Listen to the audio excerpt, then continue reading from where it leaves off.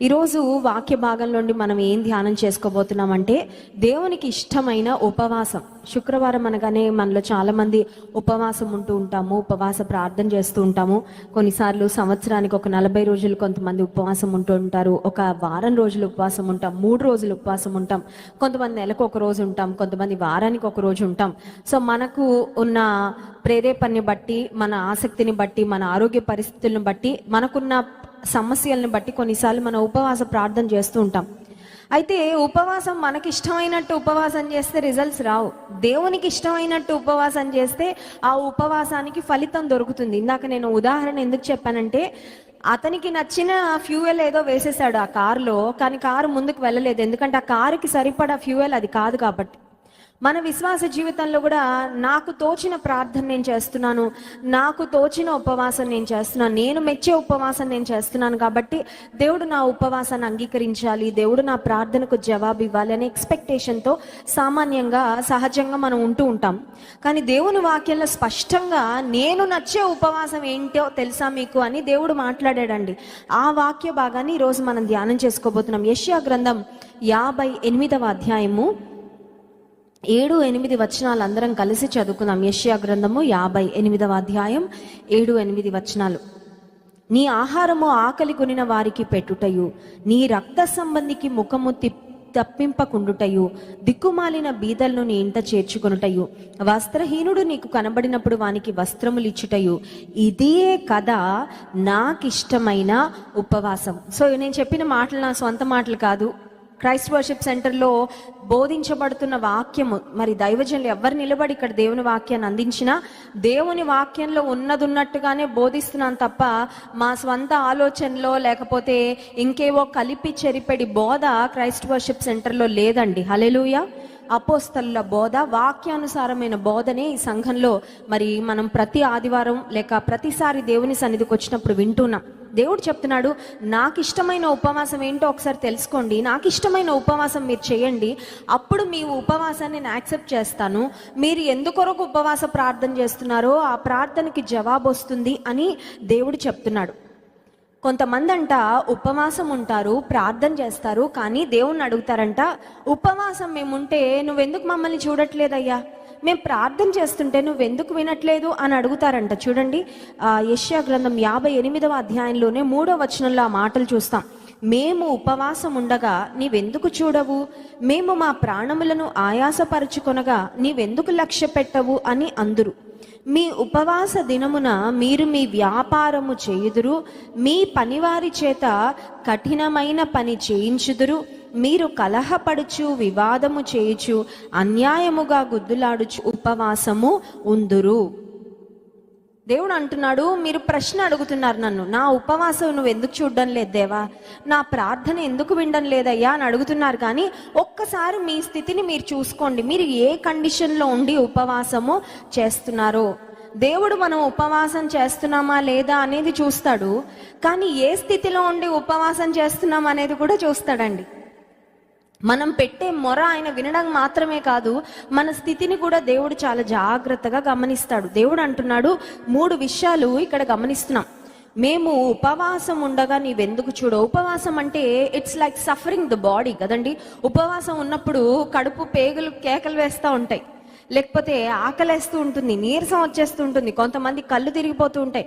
అమ్మో ఇంకా ఈ ఉపవాసం నా వల్ల కాదు, ఎప్పుడు ఈ ఉపవాసం టైం క్లోజ్ అయిపోద్దా, కొంచెం ఏదైనా తినాలనో ఏదైనా తాగాలనో చాలా ఆరాటం అనిపిస్తుంది. సో శరీరాన్ని నలగగొట్టుకోవడం ఉపవాసం. ఎందుకంటే శరీరానికి ఏవి కావాలని ఆశపడుతుందో వాటిని దేహానికి ఇవ్వకుండా ఆపడం అన్నమాట. పాశ్చాత్య దేశాల్లో నేను యుఎస్ వెళ్ళిన తర్వాత నేను ఒక special new kind of fasting విన్నాను. మా ఫ్రెండ్స్ అనేవాళ్ళు ఐఎమ్ ఆన్ చాక్లెట్ ఫాస్ట్ అనేవాళ్ళు. మనకి ఇండియాలో అన్ని రకాల భోజనాలు ఫాస్టింగ్ తెలిసే తప్ప ఒక పర్టిక్యులర్ భోజనం ఇది ఒక్కటే ఫాస్టింగ్ చేస్తున్నాం అనేది నేను అప్పటి వరకు వినలేదు. నేను వెళ్ళిన తర్వాత మా ఫ్రెండ్స్ ఈ మాటలు చెప్తూ ఉండేవాళ్ళు. ఏంటంటే చాక్లెట్ ఫాస్టింగ్ అంట, షుగర్ ఫాస్టింగ్ అంట. షుగర్ ఫాస్టింగ్ అంటే ఏంటంటే షుగర్ దేనిలో కలుపుకోరు అనమాట, షుగర్ ఎందులోనా కలిసి ఉంటే ఇంకా తినరు అనమాట. అలాంటి ఫాస్టింగ్, స్వీట్స్ మానేయడం, కేక్లు మానేయడం, చాక్లెట్స్ మానేయడం, షుగర్ టీలో కానీ కాఫీలో కానీ ఇంకా ఏదైనా డ్రింక్స్లో షుగర్ ఉంటే వాటిని మానేస్తారు. సో దాన్ని ఏమనేవారంటే వాళ్ళు షుగర్ ఫాస్ట్ అనేవాళ్ళు. అంటే ఒక మాటలో చెప్పాలంటే కస్టమైజ్డ్ ఫాస్ట్ అనమాట.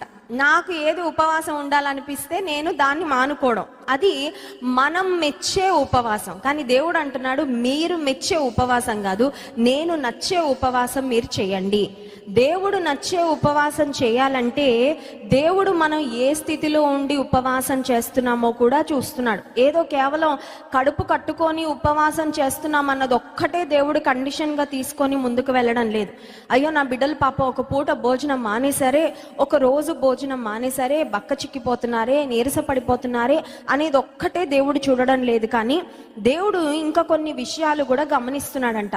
ఉపవాసం ఉన్నప్పుడు మనం సమయాన్ని ఎలా గడుపుతున్నాం? చాలా మంది ఫోన్ చేసి అడుగుతుంటారు, అక్క ఉపవాసం ఉన్నప్పుడు ఏం చేయాలి, ఏం చేయకూడదు, ఎంతసేపు ఉండాలి ఉపవాసం, ఏం తినాలి, ఏం తినకూడదు, వాటర్ తాగచ్చా, లేకపోతే డ్రింక్స్ ఏమైనా తాగచ్చా, జ్యూస్ తాగచ్చా, ఇలా చాలా టూ మెనీ క్వశ్చన్స్, చాలా ప్రశ్నలు అడుగుతూ ఉంటారు. ఇక్కడ దేవుడు అంటున్న మాట ఏంటంటే, ఉపవాస దినమున మీరు కొన్ని పనులు చేస్తున్నారు, నాకు అవి నచ్చడం లేదు. ఉపవాసం ఏమో నా కోసం ఉంటున్నారు, నా ఎదుట ఉంటున్నారు. ఉపవాసం అనేది మీ కడుపుకు పెడుతున్నారు, నోటికి పెడుతున్నారు, కానీ మీ టైం అంతా మీ వ్యాపారాల్లో గడిపేస్తున్నారు. అర్థమవుతుందండి? ఇక్కడ 3వ వచనం మధ్య భాగంలో మీ ఉపవాస దినమున మీరు మీ వ్యాపారము చేయరు. అంటే as usual you are spending time on your work and on your business. మీ వ్యాపారము, మీ పనులు అవన్నీ మామూలుగానే చేసుకుంటా కడుపు ఒక్కటే మీరు కాలుస్తున్నారు. అంటే సింపుల్గా చెప్పాలంటే it's only a diet but it's not a fast. అర్థమవుతుందండి? ఉపవాసం ఉండి ప్రార్థన చేయకుండా, దేవునితో ఎక్కువ సమయం గడపకుండా కేవలం భోజనమే మానేస్తే అది డైటింగ్ అవుతుంది తప్ప అది ఫాస్టింగ్ అవ్వదు. అర్థమవుతుందా? కొంతమంది అనుకుంటారు డైటింగ్ ఫాస్టింగ్ అన్నీ కలిపి వచ్చేస్తాయి కాబట్టి అన్నీ కలిపి కొట్టేద్దామని. అటు దేవుడికి ఏమో ఫాస్టింగ్, ఇటు నా బాడీకి ఏమో డైటింగ్, కొంచెం బరువు తగ్గచ్చు, కొంచెం ఆరోగ్యంగా తయారవ్వచ్చు అనుకుంటారు. ఫాస్టింగ్ చేసినప్పుడు దేవుడు కోరుకునేది ఏంటంటే you have to spend more time with the lord. కొంత సమయము దేవుని కొరకు ప్రతిష్ఠించుకోవాలి అంతే. దిస్ టైం, ఈ ఇంతసేపు, ఒక 2 గంటలు 3 గంటలు, ఈ గంట సేపు ఇంకా నేను దేని జోలికి వెళ్ళను, నా ఫోన్ జోలికి వెళ్ళను, టీవీ జోలికి వెళ్ళను, స్నేహితులతో మాట్లాడను, కుటుంబీకులతో మాట్లాడను, నా ప్రభువు నేను. సో దేవుని కొరకు సమయాన్ని కూడా ప్రతిష్ఠించుకోవాలి. భోజనం ఒక్కటే మానేసి నేను ఉపవాసం చేస్తున్నానంటే ఆ ఉపవాసాన్ని దేవుడు అంగీకరించి. శుక్రవారం ప్రార్థనకి రమ్మని ఎందుకు చెప్తున్నాం? ఉపవాసమే ఉండి ఇంటి పనులన్నీ చేసుకుంటా ఉంటే అది ఉపవాసము అవ్వదు. ఉపవాస ప్రార్థన అంటేనే ఉపవాసము ప్లస్ ప్రార్థనను, ప్రార్థనలో కూడా సమయాన్ని గడపాలి. దేవుడు అంటున్నాడు మీరు ఉపవాస దినమున మీ వ్యాపారము చేదురు. అంటే you are minding your own business. మీ పనులు మీరు చేసుకుంటున్నారు, నాతో ఇంకేం గడుపుతున్నారు సమయం? ఆ తర్వాత చూడండి, మీ పనివారి చేత కఠినమైన పని చేయించుదురు. కఠినమైన పని అంటే కఠినమైన హృదయం అని కూడా చెప్పుకోవచ్చు. చూడండి, పని చేయించవచ్చు, పని రకరకాలుగా చేయించవచ్చు. ఫర్ ఎగ్జాంపుల్, కొంతమందిని వారి యజమానులు కఠినంగా పని చేయించి వారిని ఇబ్బంది పెడతారు. పని చేయించుకోవద్దని చెప్పడం లేదు దేవుడు, లేకపోతే పని చేసేవారిని సోమరులుగా చేయమని కూడా దేవుడు చెప్పడం లేదు. ఎవరి పని వారు చేయాలి. పని చేయకపోతే భోజనం చేయకూడదని కూడా వాక్యంలో ఉంది. పనివారు ఉన్నప్పుడు, లేకపోతే మనం ఏదైనా ఒక ఆఫీస్లో పని చేస్తున్నప్పుడు మన పని మనం చేయాల్సిందే. ఎక్స్క్యూజ్ లేదు, తప్పించుకోవడానికి అవకాశం లేదు. కానీ ఇక్కడ దేవుడు అంటున్న మాట ఏంటంటే మీ పనివారి చేత కఠినమైన పని చేయించదు. అంటే యు విల్ స్ట్రెచ్ దెమ్. వాళ్ళు చేయగలిగిన దానికంటే ఎక్కువగా వాళ్ళు విసిగిపోయేలా, అలసిపోయేలా మీరు పని చేయిస్తారు. ఆ తర్వాత 4వ వచనంలో వెరీ వెరీ ఇంపార్టెంట్ థింగ్, మీరు కలహపడుచు, వివాదము చేయుచు, అన్యాయముగా గుద్దులాడుచు ఉపవాసము ఉందురు. మీ లోపల బోల్డ్ అంత పాపం పెట్టుకొని నేను కడుపు కట్టుకొని ఉపవాసం ఉంటున్నానంటే మీ ఉపవాసం నాకు ఇష్టమైనది కాదు. సింపుల్గా చెప్పాలంటే అన్రిజాల్వ్డ్ సిన్. దేవునికి నీకు మధ్యలో ఒక పాపం ఏదో పెట్టుకొని ఆయనకు ఇష్టం లేని పని నువ్వు చేస్తూ దేవునికి ఇష్టమైన ఉపవాసం చేస్తున్నాను అనుకుంటే నిన్ను నీవు మభ్య పెట్టుకుంటున్నావు తప్ప నువ్వు దేవునికి ఇష్టమైన ఉపవాసము చేయడం లేదు. మీలో కలహాలు ఉన్నాయి, వివాదాలు ఉన్నాయి, అన్యాయం ఉంది, ఇతరులని ఇబ్బంది పెడుతున్నావు, గాయపరుస్తున్నావు. అలాంటి బ్రతుకుతూ నువ్వు నాకు ఇష్టమైన ఉపవాసం చేస్తున్నానని నువ్వు అనుకుంటుంటే అది నీకు ఇష్టమైన ఉపవాసం కానీ నాకు ఇష్టమైన ఉపవాసము కాదు అని దేవుడు చెప్తున్నాడండి. సో శుక్రవారం దేవుని మందిరానికి వచ్చినప్పుడు మనం ఏం చేయాలి? ఉపవాసం ఉండి మాత్రమే మందిరానికి రావాలా? లేకపోతే కేవలం ఇక్కడ కాసేపు ప్రార్థన చేసుకొని వెళ్ళడానికే దేవుని సన్నిధికి రావాలంటే కాదు. దేవునికి మనకి మధ్యలో ఉన్న పాపాలను కూడా ఇక్కడ దేవుని సన్నిధిలో ఒప్పుకొని విడిచిపెట్టి ప్రార్థన చేస్తే మన ప్రార్థన దేవుడు అంగీకరిస్తాడు. చాలాసార్లు మనం ఎలా ఉంటామంటే, నేనైతే ఇలాగే ఉంటాను ప్రభా, నేను మాత్రం మారను, ప్రపంచంలో అందరినీ మార్చయ్య. అర్థమవుతుందండి? కొన్నిసార్లు మనలో ఎలాంటి వైఖరి ఉంటుందంటే, everybody in the world needs to change except me. నేనైతే పర్ఫెక్ట్, నేనైతే మారడానికి ఏమీ లేదండి. నా భార్య మారాలి, నా కొడుకు మారాలి, నా కూతురు మారాలి, మా పక్కింటోళ్ళు మారాలి, మా బంధువులు మారాలి, వాళ్ళు మారాలి, వీళ్ళు మారాలి, కానీ నేను మాత్రం మారడానికి అసలు ఏమీ లేదండి, ఎందుకంటే నేను పర్ఫెక్ట్ అన్నట్లు ఉంటుంది మన వ్యవహారం. కానీ దేవుడు అంటున్నాడు, ముందు నువ్వు మారు, ముందు నీ స్థితిగతులు ఒకసారి గమనించుకో. Look at the condition of your heart. నీలో ఉన్న పాపం ఏంటో ఒకసారి తెలుసుకో, నీలో ఉన్న లోటుపాట్లు ఏంటో తెలుసుకో. అవి సవరించుకొని అప్పుడు చేయి ఉపవాసం, అప్పుడు చేయి ప్రార్థన, అప్పుడు నీ ప్రార్థన నేను అంగీకరిస్తాను. పాపుల ప్రార్థన, పాపుల మొర దేవుడు వినడంట. ముందు పశ్చాత్తాపం, ముందు రిపెంటెన్స్, ముందు దేవుని సన్నిధిలో క్షమాపణ అడిగిన తర్వాత, తండ్రి నాకు ఇది కావాలని అడిగితే దేవుడు ఇస్తాడు, కానీ నా పాపాలన్నీ నేను ఇలాగే పెట్టుకుంటాను, నేను మాత్రం కొంచెం కూడా మారనయ్యా, కానీ నువ్వు నా ప్రార్థన మాత్రం అంగీకరించు, నన్ను ఆశీర్వదించు, నన్ను గొప్ప స్థితిలోకి తీసుకురా అంటే దేవుడు ఆ ప్రార్థన వినడు. సో 3 విషయాలు మనం గమనించాము. ఉపవాసం ఉన్నప్పుడు సొంత పనులన్నీ యథావిధిగా ప్రతిరోజు చేసుకున్నట్లే చేసుకుంటూ ప్రార్థనకు సమయాన్ని కేటాయించకుండా, దేవునితో సమయాన్ని మనం ప్రత్యేకపరచుకోకుండా ఉపవాసం ఉన్న దేవుడు ఆ ఉపవాసాన్ని అంగీకరించడు. రెండవదిగా, కఠినమైన హృదయంతో ఎవరి పట్లైనా మనం వ్యవహరిస్తూ ఉంటే కూడా దేవుడు అంగీకరించడు. మూడవదిగా ఏంటంటే, మన హృదయంలో, మన జీవితంలో రహస్యమైన పాపాలను మనం పెట్టుకొని, ఈ పాపాలన్నీ ఉన్నా కూడా నా ఉపవాసాన్ని, నా ప్రార్థన అంగీకరించు ప్రభా అంటే దేవుడు అంగీకరించడు అనే మాట దేవుని వాక్యం ద్వారా స్పష్టంగా మనం తెలుసుకుంటున్నాం. అయితే దేవునికి ఇష్టమైన ఉపవాసము ఏంటి? ఇవన్నీ ఉండకూడదు మనలో. ఉపవాసం ఉన్నప్పుడు ఇవన్నీ ఉండకూడదని, ఇప్పుడు ఉండకూడని విషయాలు చూసాము, ఉండవలసిన విషయాలు కూడా చూద్దాం. చూడండి, ఎక్కడికైనా మనం వెళ్తున్నప్పుడు కొన్ని వస్తువులేమో తీసేయాలి, కొన్ని వస్తువులేమో ఉంచుకోవాలి. ఫర్ ఎగ్జాంపుల్, ఫ్లైట్ ఎక్కేటప్పుడు కత్తిరలు, తర్వాత సిజర్స్, కత్తెర, సూది, ఇలాంటి షార్ప్ ఐటమ్స్, ఈ క్రాకర్స్, ఇలాంటివన్నీ క్యారీ చేయడానికి అవకాశం లేదండి. బాంబ్ రిలేటెడ్ మెటీరియల్ కానీ, గన్స్ కానీ, షార్ప్ ఐటమ్స్ ఏది అలౌ చేయరు. సరే అని అవన్నీ తీసేసి నా సూట్ కేసులో నా టికెట్, నా ఆధార్ కార్డు కూడా పెట్టుకోనంటే అవి ఉండాలి కంపల్సరీగా. అర్థమవుతుందండి? విశ్వాస జీవితంలో ఉపవాసం చేస్తున్నప్పుడు కొన్నేమో విడిచిపెట్టేయాలి, కానీ కొన్నిటినేమో కలిగి ఉండాలి. ఏం కలిగి ఉండాలో దేవుని వాక్యంలో నుండి స్పష్టంగా మనం చూస్తున్నాం. చూడండి, 7వ వచనం, 58వ అధ్యాయం యెషయా గ్రంథం 7వ వచనం. నీ ఆహారము ఆకలి గొనిన వారికి పెట్టుట. ఉపవాసం అంటే యూజువల్గా మనం చేసేది, మనం ఆహారం మానేస్తాం, we sacrifice food. ఇప్పుడు అది, ఆ ఆహారం యాక్చువల్గా అయితే మన కడుపులోకి వెళ్ళాలి. అదే ఆహారాన్ని నువ్వు వండుకొని నువ్వు తినకుండా ఆకలి కొనిన ఇంకొకళ్ళకి ఇవ్వచ్చా? ఇవ్వకూడదా? అది మనకి ఎక్స్ట్రా ఖర్చేం కాదు కదా. ఎందుకంటే నెలకి మనం బియ్యం తెచ్చుకున్నప్పుడు, లేకపోతే కూరగాయలు తెచ్చుకున్నప్పుడు, ప్రొవిజన్స్ తెచ్చుకున్నప్పుడు నెలకి సరిపడా తెచ్చుకుంటాం. సే ఫర్ ఎగ్జాంపుల్, నెలలో ఒక రోజు ఉపవాసం ఉంటున్నాము, దేవుడు అంటున్నాడు నువ్వు కావాలని ఆహారం మానేస్తున్నావు, ఎందుకంటే నువ్వు ఉపవాస ప్రార్థన చేస్తున్నావు కాబట్టి. కానీ ఆహారం లేక బలవంతంగా ఉపవాసం ఉంటున్న వాళ్ళు చాలా మంది ఉన్నారు వీధుల్లో. There are needy people who are doing forceful fast. వాళ్ళు కావాలని ఉపవాసం చేయట్లేదు, వాళ్ళకి ఆహారం లేదు కాబట్టి ఉపవాసం చేస్తున్నారు. నాకు ఇష్టమైన ఉపవాసం నువ్వు చేస్తే, నువ్వు ఆహారం ఎలాగో మానేస్తున్నావు ఉపవాస ప్రార్థన నిమిత్తం కాబట్టి, ఆహారము అవసరతలో ఉన్న ఇంకెవరికైనా పెట్టు.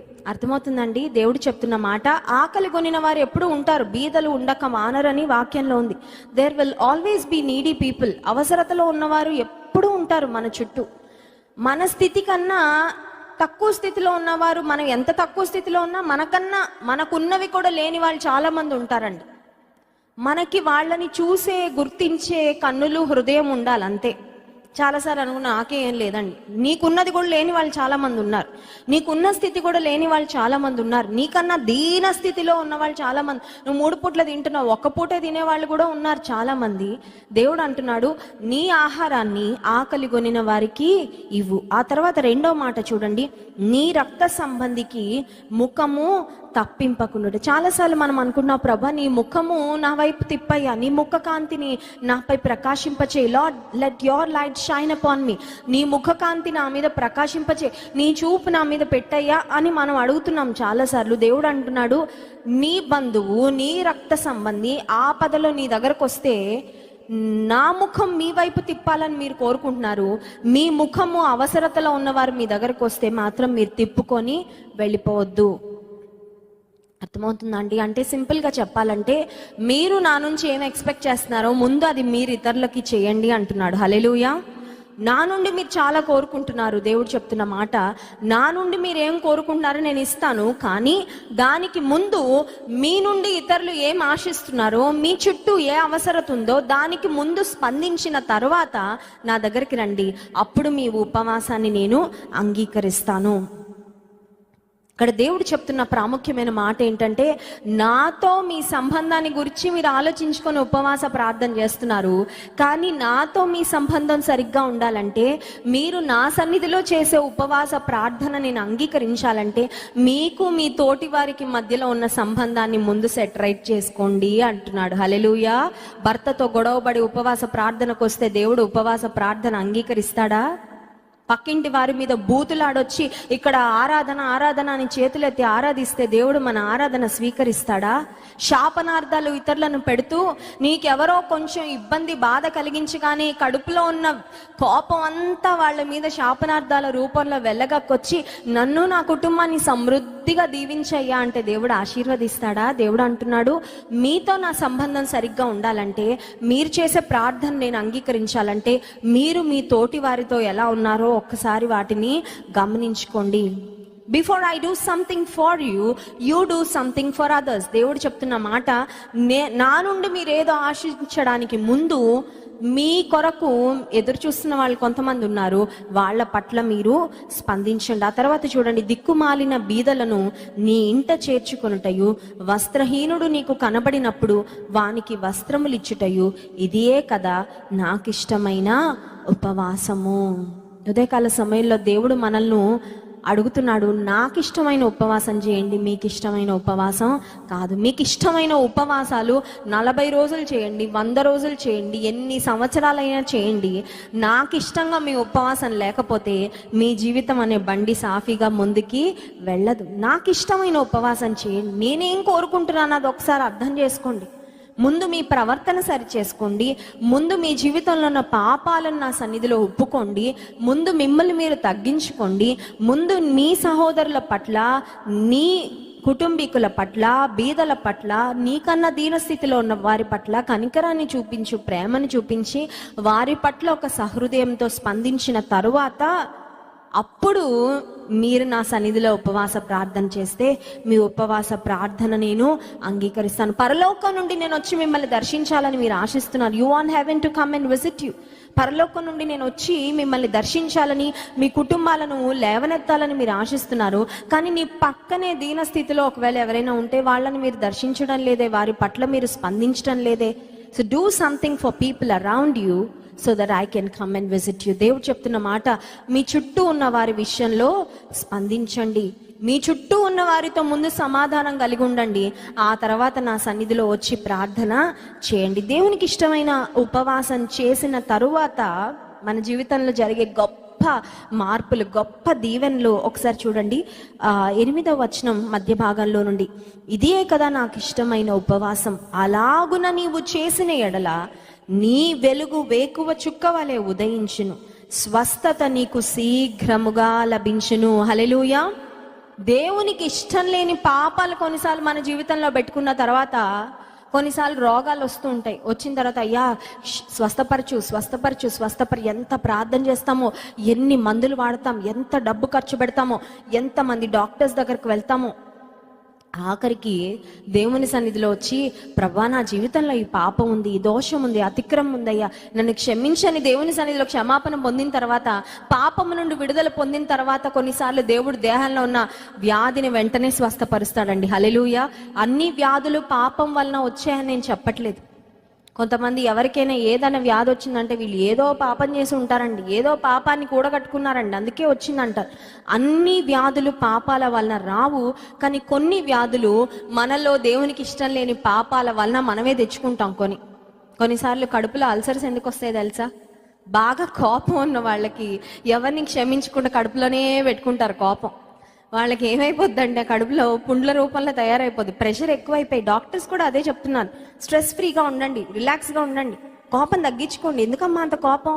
ఎందుకలా నరాలు తెగిపోయేటట్టు, బీపీ వచ్చేటట్టు, నోర్లు పడిపోయేటట్టు, పారాలసిస్ వచ్చేటట్టు అంత ఆవేశం తగ్గించుకోండి. దేవుడు చెప్తుంది అదే కదా. కోపం పాపం చేసే అంత కోపం వద్దు నీకు. ఒకవేళ వచ్చినా వెంటనే దాన్ని కంట్రోల్ చేసుకో. ఆత్మ ఫలములో దేవుడు పెట్టిన ఆశా నిగ్రహం ఉంది కదా, కంట్రోల్ చేసుకో. కొన్ని వ్యాధులు మనమే పాపం ద్వారా కొని తెచ్చుకుంటామండి. ఆ వ్యాధులు ఎప్పుడు పోతాయంటే దేవునికి ఇష్టమైన ఉపవాసం చేసినప్పుడు, దేవుని సన్నిధిలో ఒప్పుకొని సరిచేసుకొని విడిచిపెట్టినప్పుడు, అప్పుడు ప్రార్థన చేస్తే నీ వ్యాధి ఏదైనా దేవుడు వెంటనే స్వస్థపరుస్తాడు. హల్లెలూయా. అప్పుడు దేవుని వాక్యంలో స్వస్థత నీకు శీఘ్రముగా లభించి ఇమీడియట్గా వచ్చేస్తుంది. ఎందుకంటే ఇంకా నీ జీవితంలో క్షమించని పాపం, దేవుడు క్షమించని పాపం ఏది లేనప్పుడు ఆయన నుండి వచ్చే స్వస్థత కూడా చాలా త్వరగా నీకు వచ్చేస్తుంది. నీ స్వస్థతకు కూడా ఎక్కువ సమయం పట్టదు. ఆ తర్వాత చూడండి, నీ నీతి నీ ముందర నడుచును, యెహోవా మహిమ నీ సైన్యపు వెనుకటి భాగంను కావలి కాయును. మన ముందరేమో నీతి నడుస్తుందంట, మన వెనకటి భాగంలో ఏమో దేవుని సైన్యం నడుస్తుందంట, దేవుని మహిమ నడుస్తుందంట. అప్పుడు నీవు పిలువగా యెహోవా ఉత్తరం ఇచ్చును, నీవు మొరపెట్టగా ఆయన నేనున్నానను. హల్లెలూయా. దేవునికి ఇష్టమైన ఉపవాసం చేస్తే, ఆయనకి అయిష్టమైన పాపాలన్నిటిని విడిచిపెట్టి ఇతరులకు ఆశీర్వాదకరంగా, దీవెనకరంగా, ఇతరుల పట్ల జాలి హృదయంతో మనం స్పందిస్తూ ఉన్నప్పుడు దేవుడు చాలా దగ్గరగా ఉంటాడు. అందుకని పిలవగానే పలుకుతాడంట. దేవుడు ఉన్నానంటాడంట. నువ్వు ఉన్నావు కదా ఇతరులకి, నేను చెప్పిన దగ్గర నువ్వు ఉన్నావు, సో నువ్వు పిలవగానే నేను ఉన్నాను అంటాడంట దేవుడు. హల్లెలూయా. అర్థమవుతుందండి? దేవుడు చెప్పినది చెప్పినట్టు చేయడానికి మనం రెడీగా ఉంటే, ఎప్పుడు పిలిచినా దేవుడు మన పేరు పెట్టి పిలవగానే, పేరు పెట్టి పిలవడం అంటే ఏదో మనకి ఫోన్ కాల్ రావడమో, పెద్ద కేక పరలోకం నుండి వినబడ్డమో కాదు. కొన్నిసార్లు మన హృదయంలో ఉంటే దేవుడు మాట్లాడుతుంటాడు. ఆ ప్రియమైన బిడ్డ, ఈ పని చేయి, ఇప్పుడు వెళ్ళు, పలానా పని చేయి, పలానా వాళ్ళకి ఫోన్ చేయి, మాట్లాడు, పలానా వాళ్ళకి సారీ చెప్పు, పలానా వారి పట్ల ప్రేమ చూపించు, పలానా వారితో నీకు ఏ అపార్థాలు ఉన్నాయి, మనస్పర్ధలుని సరి చేసుకో. దేవుడు మాట్లాడతాడు. మాట్లాడగా నేను ఉన్నానయ్యా అని, ఎస్ లార్డ్, నీ సైనికుడినయ్యా, నువ్వు ఏ పని చెప్తే ఆ పని చేస్తా. కొన్నిసార్లు నా గర్వం పక్కన పెట్టాల్సి వచ్చినా, నా అహం నేను విడిచిపెట్టాల్సి వచ్చినా, కొన్నిసార్లు నన్ను నేను తగ్గించుకోవాల్సి వచ్చినా, నేను ఉన్నానయ్యా నువ్వు అంటే దేవుడు నువ్వు పిలవగానే నేను ఉన్నానమ్మా అంటాడంట. హల్లెలూయా. అర్థమవుతుందండి? దేవుడు పిలిచినప్పుడు నేను లేనయ్యా, నేను ఎక్కడో ఉన్నాను నా పనిలో అని మనం తిరుగుతా, పిలవగానే నేను ఉన్నానని దేవుడు అనాలని ఎక్స్పెక్ట్ చేస్తూ ఉంటాం చాలాసార్లు. దేవుడు చెప్పిన మాటకు చెప్పినట్లుగా స్పందిస్తూ నేనున్నాను ప్రభువా. సమూయేలు చిన్న బాలుడేనండి, షిలోహులోని మందిరంలో నిద్రపోతున్నాడు. దేవుని స్వరం వినబడగానే లేచాడు ఉలిక్కిపడి. హి వాజ్ సో అలర్ట్. అమ్మో, మందిరంలో ఉన్నాను నేను. మొద్దు నిద్రపోవడం లేదు, చిన్న బాబే, అమ్మ విడిచిపెట్టి వెళ్ళిపోయింది. చాలా అలర్ట్గా ఉన్నాడు. దేవుడు పిలవగానే, సమూయేలుని పిలవగానే దేవుడు పిలుస్తాడు అని ఆ ఊహ కూడా లేదు. ఎందుకంటే దేవుని దర్శనం చాలా అరుదు ఆ సమయాల్లో. ఎవరికో ప్రవక్తలకు, పెద్ద పెద్ద వారికి వస్తూ ఉండేది తప్ప ఒక చిన్న బాలుడికి దేవుని స్వరం వినపడడం అనేది అప్పటి వరకు జరగలేదు. It was un unusual thing. సమూయేలు పరిగెత్తుకుంటూ ఏలీ దగ్గరికి వెళ్ళి, నన్ను పిలిచారా అండి మీరు అని అడిగాడు వెంటనే. ఆ తర్వాత ఏలీకి అర్థమవుతుంది దేవుడు పిలుస్తున్నాడని. అప్పుడు అంటాడు, ఇదిగో ప్రభువు, అయ్యా ఇదిగో నేను, చిత్తగించుము, నేను ఉన్నాను అని చెప్పి, ఐఎమ్ హియర్. దేవుడు ఎలాంటి వారి కొరకు చూస్తున్నాడంటే నేను ఉన్నాను అని చెప్పే వాళ్ళ కోసం చూస్తున్నాడండి. కొన్నిసార్లు అంటాం, అయ్యా నాకు టైం లేదు నాయన, ప్రభా ఇవాళ చాలా వేరే వేరే పనులు చాలా ఉన్నాయి, పండక్కి పిండి వంటలు చేసుకోవాలా, ఇల్లు సున్నాలు కొట్టించాలా, బట్టలు షాపింగ్ చేసుకోవాలి కదండి, వాళ్ళని పిలవాలి ఇంటికి, వీళ్ళని పిలవాలి, అందరిని పిలుస్తాం కానీ ఏసైని మాత్రం పిలవం ఇంటికి. అర్థమవుతుందా? యేసును అతని శిష్యులను ఆ వివాహమునకు పిలువబడరంట కానా పెండ్లి విందులో.